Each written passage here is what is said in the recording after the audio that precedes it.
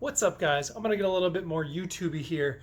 Today, we're gonna go over some of the changes that have been happening to the Mustang. Some of the progress, some of the updates. Let's dive right into it. All right. So, wait, there should be a cut right there, shouldn't there? Man, we ain't got budget for that. All right. So I've been working on the wiring. I got a lot of the wiring done. All of the rear is done on the car. So the fuel cell, the tail lights, the sending unit, all the grounds back there is all done. And I got most of the front harness done. So the headlight wiring is done with both the headlight regular beam and then my fancy lights, which you saw in the video before. So all those plugs are set up. The fan is wired in. My kill switch is wired in, as well as my brake pressure switch, and all that's left up here is the wiper motor itself.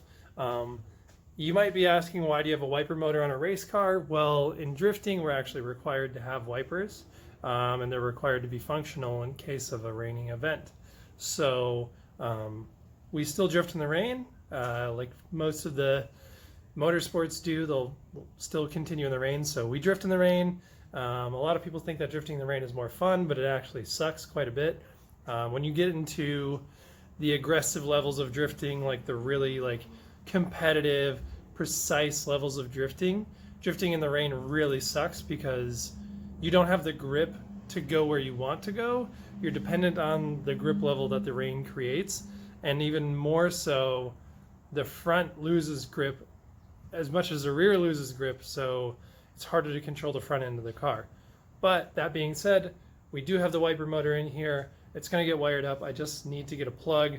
When I cut out my stock harness before, I think there was something up. I think we pulled one of the wires out of it.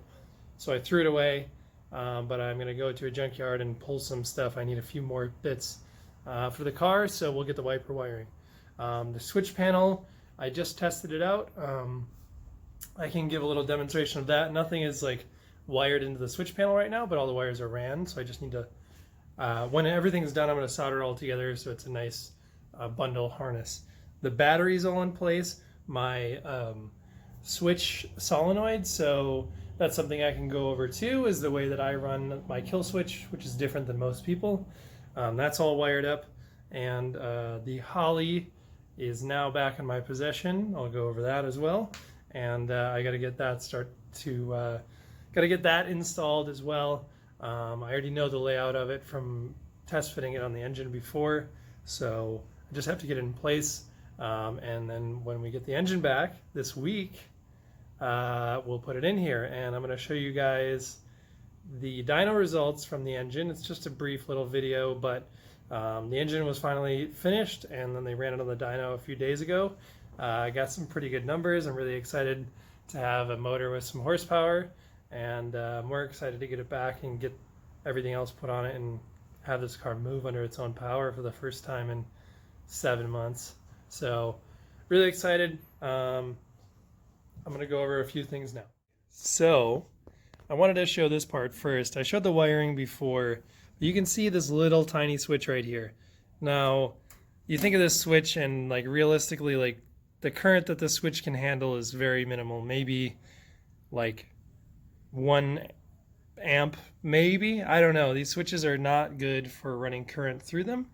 They don't really like to have current run through them for a long time. The contacts in them are very tiny.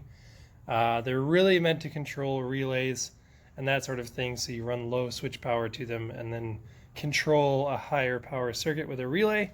If you don't know how a relay works, that's pretty much the gist of it, but it's really nice to use relays on things because your switches don't need to be robust and bulky. They can just be, this kind of a little discrete thing. So we have the switch set up to constant power. So this is actually the longest constant power line in the car. Everything else is switched through the kill switch. But basically this is constant power, and when I flip the switch, it sends power to this line. And that line triggers this giant solenoid. Basically, this is a huge solenoid that is a relay. So it's a 200 amp, I believe, 200 amp continuous relay. And so that allows me to use a tiny little switch as a kill switch, yet it still kills the power to the whole rest of the car. You can see my big battery terminal here. This is coming straight out of the battery. So my total length of a battery cable that's hot all the time is maybe 2 feet. And then the other side is where everything else will come off. Right now, I just have my switch panel hooked up, but that will be where the alternator and starter wire come from, as well as the power for the Holly and everything else. So you can see the wiring is just kind of in there right now, but for demonstration's sake, I have hooked up just the switch panel and the relay, so I can show you guys a little bit of how this works. So you can hear the sound actually. When I flip this switch, you will hear that relay solenoid flip. So you can hear that really loud noise, and now we'll go over here and you can see the switch panel do its startup procedure, and it's on. And I don't have anything hooked up except for the taillights right now, but I just wanted to do it for demonstration purposes. So when you hit the button, the little light turns on,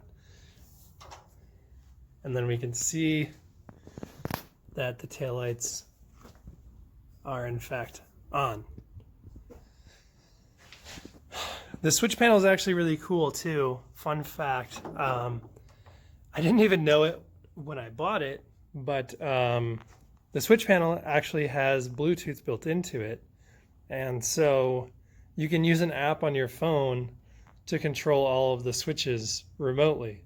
So my buddy Cameron Crawford actually showed me, because you have ignition and start on here, you can remote start your race car with your phone. It's pretty sweet. I'm sure you saw from me going back and showing the taillights as well that some of the body panels are mounted on here. This is basically just for me getting them out of the way, and also because I'm moving soon, so I wanted to get as much stuff on the car as possible because I really want to drive it onto a trailer and bring it over to the new place. But yeah, pretty rad. We tried to keep it pretty simple. There is some weight reduction that I wanted to do to the trunk. I did a little bit, but for now, actually, we ended up using the stock latch to hold it down, which is pretty cool. Instead of having to, a lot of people will just pin their trunk on and they have to like take it off and set it on the ground to fill up or whatever. But I'm actually just going to use the stock hinges and do it that way. And so instead of needing a key to open the trunk all the time, we just ran the cable to this neat little pull tab here, and that's how you open the trunk. So yeah, we're making some pretty good progress. I'm pretty excited. The list is getting shorter but longer at the same time because when you make a list, it's kind of like a top level, and then you kind of start to see like the granular things that come up that you need to do when you're building something. So even though you knock something off, like 3 more things might get added on, but it's all like little things at that point. And I like to do it that way because it makes me feel accomplished that I'm getting some stuff done, but I also like really add the fine details in there, so I make sure that I get like every single thing done. So we have kind of a few things left to do, but it's all minor at this point. Like I said before, the engine is done. They're just going to do another once over and make sure everything is good before I take it. Then I got to give them a bunch of money and grab my engine from them. So once I get the engine, it should be this week sometime. I'll bring it back here, start to put the clutch on it, put all the rest of the accessories on it. The one thing is I don't have headers for it yet, and we're going to get those made. So we'll have to get the headers made, but they're going to get made in the car to make sure that they fit everything.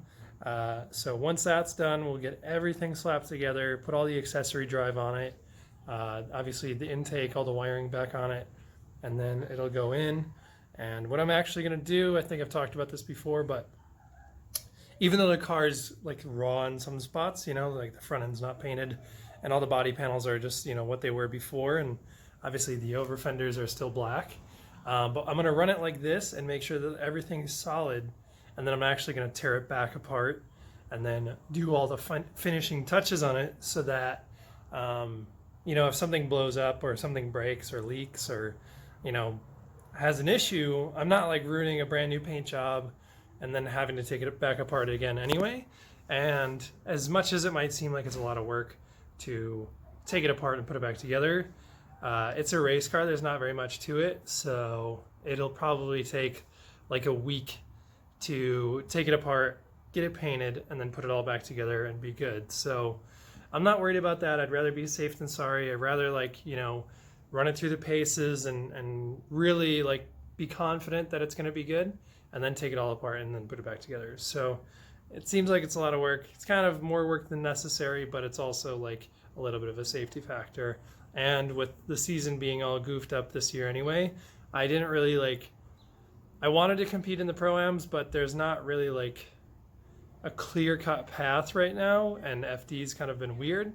So I don't know what FD is doing. I don't know what these Pro-Am things are doing. So so I just decided to take my time and we'll get it done, and it'll be looking hecka good for next year. So the last thing I'm going to show you is the dyno pull of the engine and then the resulting numbers. If you can't see the numbers, it's 540 crank horsepower and 485 foot-pounds of torque. So I'm really pumped about that. It sounds awesome. There's a lot more room for that engine to go. But for me, I think it's more than enough power to drive at the level that I want to drive at. And it's very easy to add a nitrous kit if we need to. I don't think that I will. I don't think that I'll need that for the Pro-Am level. But, if you have an extra few dollars and we want some more fun, I'll throw a nitrous kit on it. So I'm excited. That's the update for this week for right now. I will post some more when I get the engine back and show us putting the twin disc ACT clutch on and all that kind of good stuff. So check back in.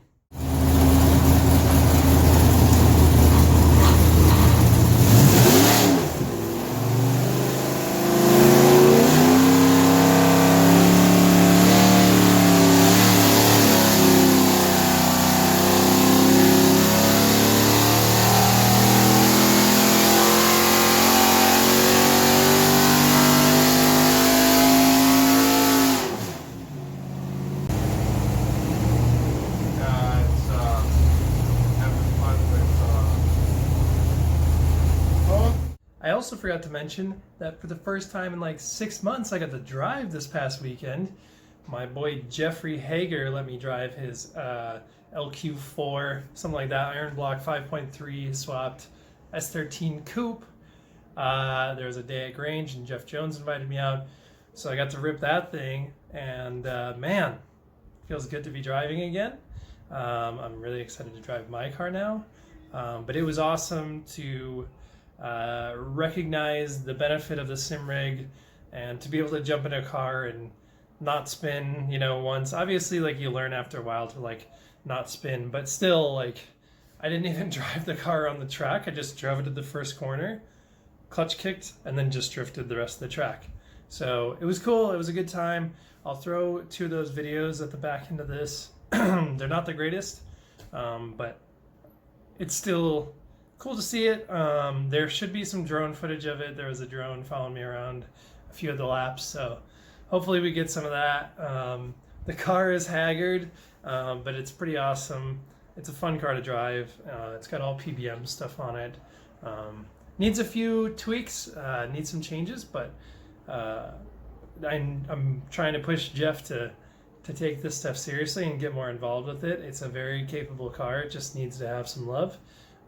So hopefully you see more footage of that car. Hopefully it becomes a little bit more pretty, and hopefully it can be a good teammate for me. So check out these videos at the end. Go check out Jeff, JSmiley399, and bug him. Tell him to get his car situated.